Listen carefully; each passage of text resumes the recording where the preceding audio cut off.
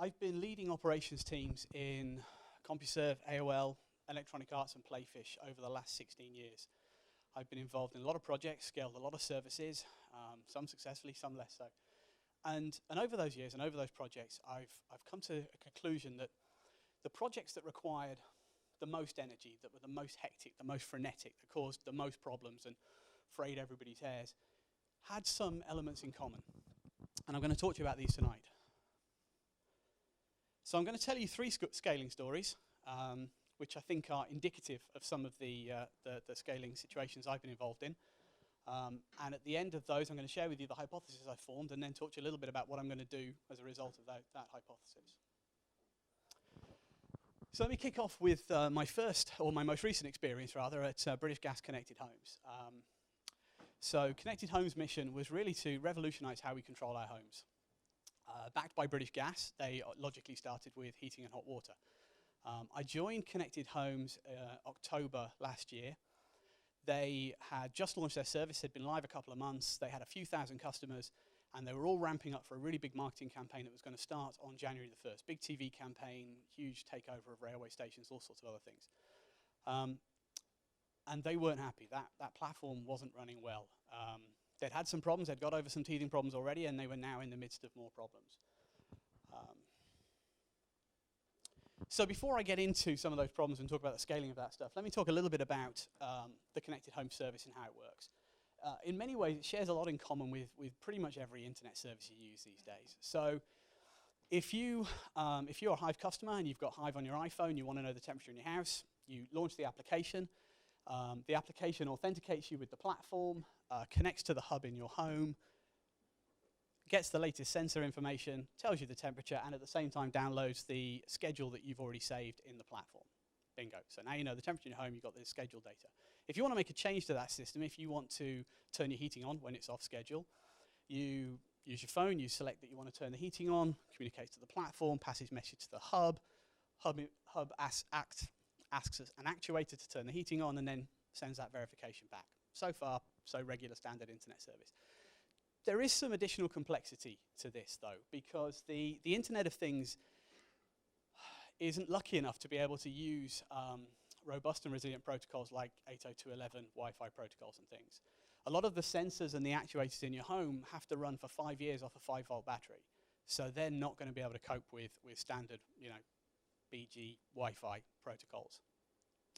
So instead, they have to use low-power Wi-Fi protocols, and unfortunately, those aren't backed by a big engineering body like the IEEE. So when those standards get implemented by device manufacturers, it tends not to be with the same rigor that we implement those standards with Ethernet devices and Wi-Fi devices. So the device behavior isn't always as reliable as we become used to in the rest of the computing and networking world. So there was some awkwardness there. As I began to investigate the product and try and figure out my way around British Gas to try and figure out these problems, I took a look at how the platform was built and who was involved in it. And I came to realize that the Hive platform, which had only been around for a couple of months, they literally had only just launched it, needed a number of teams to operate it. So on the client side, there was a different team for every single client app. Yes, reporting under one manager, but they were all using different processes, different tools, different release schedules, different standards of operating, different testing cases, all that kind of stuff. On the platform side, where I was running the ops team, while my team was supposedly responsible for the performance of the platform, another team that had already left had built it. There was a platform support team that was separate from us that was handling incident management and monitoring the thing. And there was a development team that was developing next iterations of it, and a business intelligence group that was trying to make changes to the data structure for that thing. So that was all starting to get a bit complicated. It gets even worse when you get over to the devices side. So there's a platform team that is developing for the platform, but also specifying the configuration for those devices to the device manufacturers. Those device manufacturers are typically in China or India and are mass manufacturing all sorts of different devices. One of the devices they're in contact with pretty much made sex toys, as well as other things. So these were not groups used to developing for software. They were not groups used to developing firmware or implementing protocols or any of those kinds of things. That meant that none of these things came with emulators. And it also meant that they didn't always work the way we expected them to work. So there was also a team in British Gas, a hardware team in Connected Homes, whose responsibility it was to make sure that all these crazy devices then worked with the central heating services and the boiler service that British Gas provide, and make sure that all stuff all worked with the platform. So you got a lot of teams, very little integration, and all these people have to work well together for this service to work. So let me pause in the story a little there to talk about my methods and how I approach scaling problems. I'm a strong proponent of the scientific method. I won't bore you with the dictionary definition, but suffice it to say, I need systematic observations of whatever system I'm running.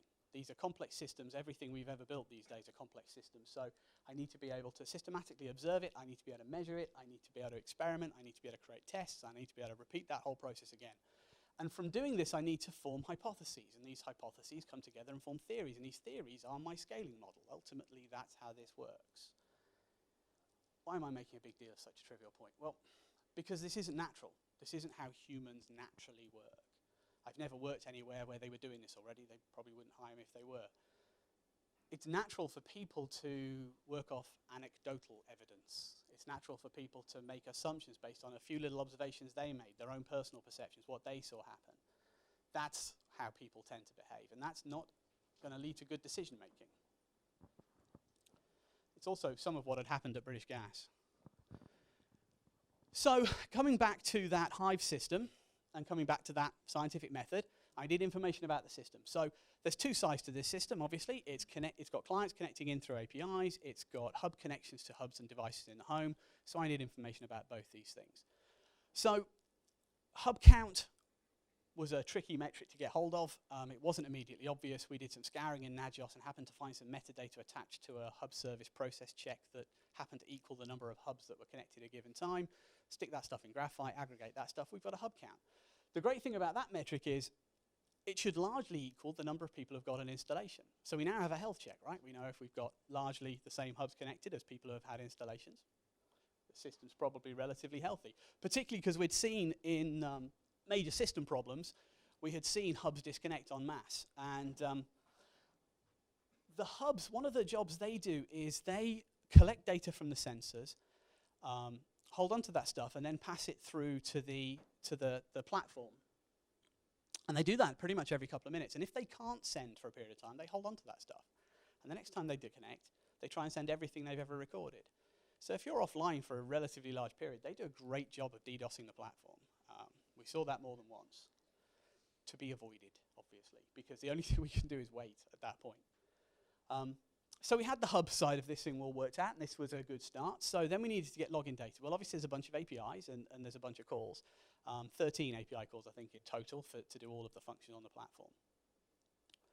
So we'd have loved to get information about that, but the platform didn't record it. It's probably buried in web server logs somewhere, but they weren't well formatted, and the scripts we were writing to try and get that data out were getting increasingly complicated, and we had a deadline looming, right? It's a bit major TV campaign coming up.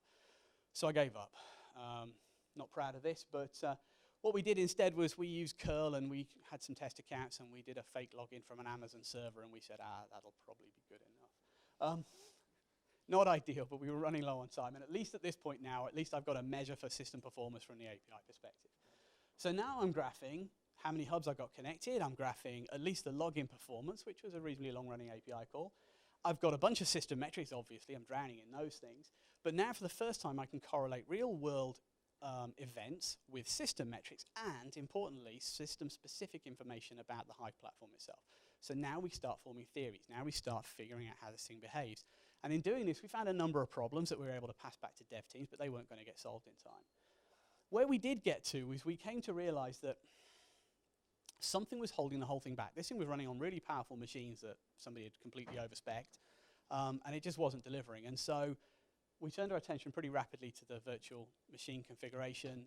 We didn't have a lot of time to run the right kind of experiments I would have liked to have run, so we just ripped that whole thing out, replaced it with something we were much more familiar with, and we started to get a new environment built. Having done that, and having got these metrics, I've now got to build a test harness, right? If I'm a scientist, I've got to test this stuff. I've got to run an experiment. So we jury-rigged the login time thing to actually do a bunch of fake logins in the test environment. We completely faked a hub. I mean, this was dreadful. So we couldn't get an emulator, as I said. But the hub opens a connection, maintains that connection, sends a bunch of data. Well, we had that data already, so I jury-rigged something to open a connection, send a bunch of data, and write into the database, and we did that a lot, like 80,000 times that night. So one night came together, December the 18th, we got this new environment ready, we got this jury-rigged test harness, which was at least resembling a connection, and we tested the hell out of this thing, and we put it live, and it worked. No rocket science, just evidence, observations, testing. The next story I want to tell you about is from my time at Playfish, launching a Sim Social. The Sim Social was EA's attempt at bringing more meaningful games with deeper levels of interaction to Facebook, rather than the Farmville with the bulk requests and all the rest of it. We're trying to do something a bit more meaningful and trying to unseat the big boys with this thing. This was a big bet. More resources, bigger teams, more specialists available, more time. The team had about 18 months, 2 years to develop this thing, and major marketing money behind it. We knew this thing was going to be huge. No great surprise to us. So let me tell you a little bit how Playfish games work. I'm going to rush through this pretty fast because we're short on time. A Playfish game is largely in two parts. There's a Flash client, which is the game that you interact with on through your browser, through Facebook, and there's a game server, which effectively simulates everything you do on the Flash client to make sure you're not cheating. Flash is very easy to decompile and hack, and we'd had people try that. So effectively, the game server was really a simulation engine, as well as a gateway to the database for recording data, and a bunch of other ancillary services we had to do.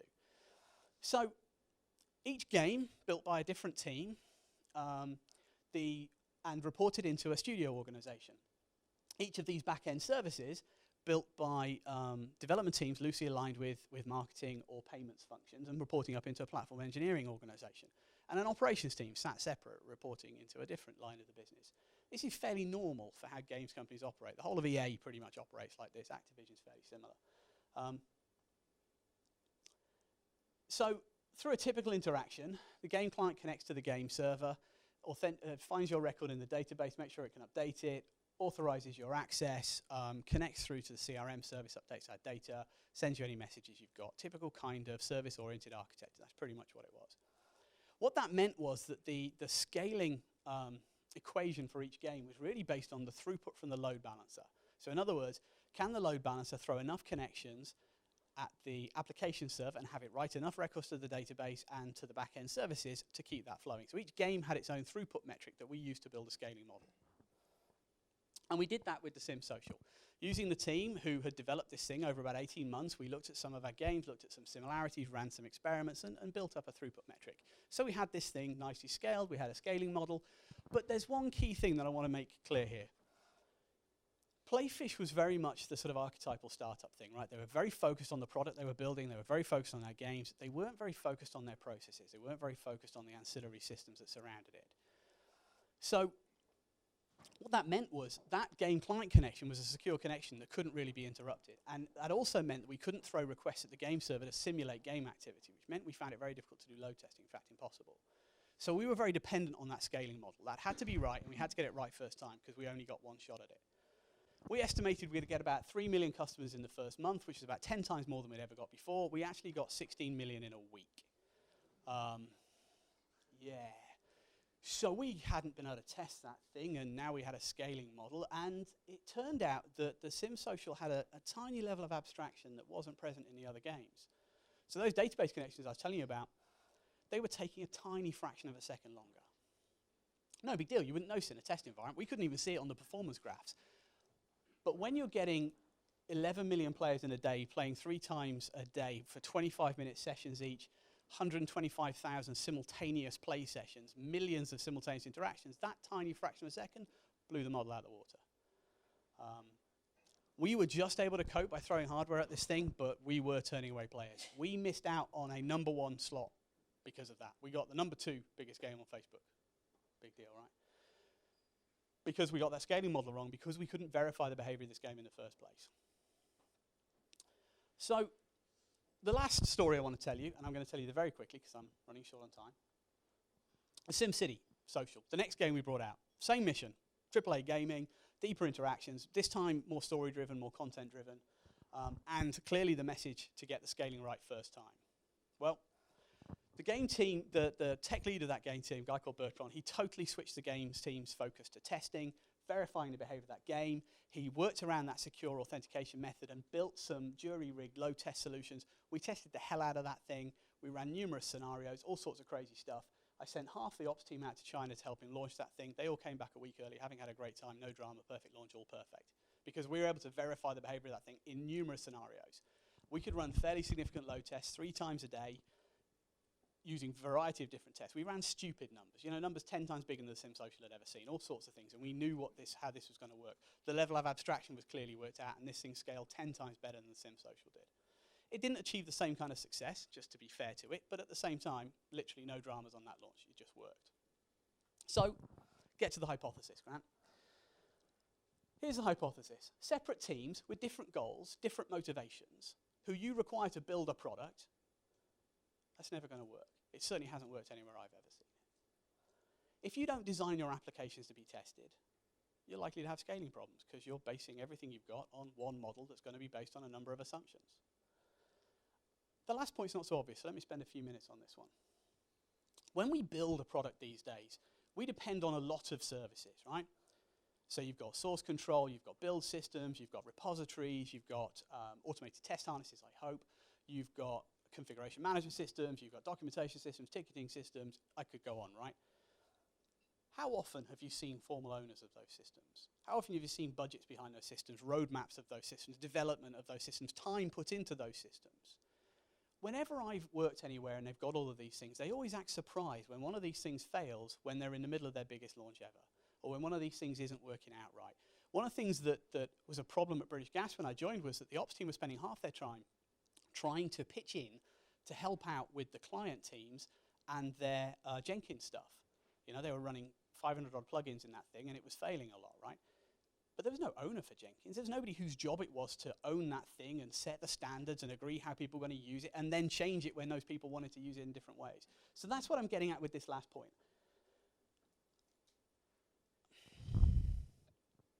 So what am I doing next? I'm writing a book. So I'm writing the indispensable guide to building and managing online services in the 21st century. No, to be serious, I'm not just here to pitch the book. Off the back of those hypotheses, I've come up with a conclusion. From the evidence I've seen, I think the way we have to build services now is not the way we've been building services the last 50 years. Separate dev teams, separate op teams, separate support teams, separate security teams, separate these teams. I don't think that's how you build a modern, successful online service. I think you need a bunch of different skills, a bunch of different personalities, working with one team, one focus, one goal. And that's pretty much what I'm writing in this book. I'm trying to describe how we got here today, why we're still working in this way we are, that we've been working with for the last 50 years, and how we get out of that.